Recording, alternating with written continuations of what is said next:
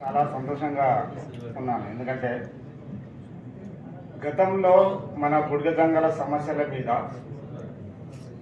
ఒక ఎమ్మెల్యే దగ్గరికి, ఒక ఎంపీ దగ్గరికి, ఒక ఎమ్మెల్సీ దగ్గరికి పోయి సమస్యలు వారి దృష్టికి నేను తీసుకపోతే కనీసం ఎవరు పట్టించుకున్నది కూడా లేదు. ఆ రోజు నాకు అనిపించింది, నా కులంలో కూడా ఒక ఎమ్మెల్యేగా, ఒక ఎమ్మెల్సీగా, ఒక ఎంపీగా ఉంటే నేను ఎన్నిసార్లు తిరగాల్సిన అవసరం లేదు కదా అని. కానీ ఇదే సందర్భంలో తన సొంత జాబుని దాదాపు చిన్న చిన్న వ్యాపారాన్ని వదిలిపెట్టుకొని ఓ మీటింగ్కు రావడానికి ఇష్టపడని వాళ్ళు మన కమ్యూనిటీకి సంబంధించి, అటువంటిది తన సొంత జాబుని ఇంకా సర్వీస్ ఉన్నదాన్ని కూడా వదిలిపెట్టుకొని మన కమ్యూనిటీ పరంగా ఎమ్మెల్సీగా నిలబడ్డ గంగాధర్ సార్ని చూసి ఈరోజు నేను చాలా సంతోషపడుతున్నాను.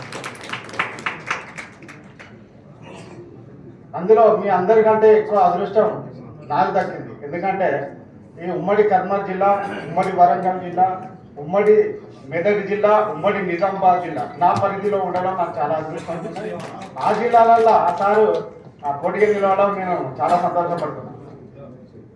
కానీ ఈ సభముఖంగా నేను ఒకటే కోరుకుంటున్నాను, సార్ ప్లీజ్ రిక్వెస్ట్, ఈరోజు మీరు మన కమ్యూనిటీ పరంగా ఒక ఎమ్మెల్సీగా పోటీ చేయడానికి వచ్చినప్పుడు చాలా సంతోషపడుతున్నాం మన కమ్యూనిటీకి సంబంధించి. కానీ మీ విజయంలో ఉమ్మడి కర్నూలు జిల్లాగా, ఆ తర్వాత ఉమ్మడి వరంగల్ జిల్లా తరఫున, ఆ తర్వాత మెదక్, ఆ తర్వాత ఆదిలాబాద్ జిల్లా తరఫున మీకు హామీ ఇస్తున్నా, ఖచ్చితంగా మీ గెలుపులో ఒక ఉద్యమ నాయకుడిగా ఖచ్చితంగా పనిచేస్తానని మీకు హామీ ఇస్తున్నాను.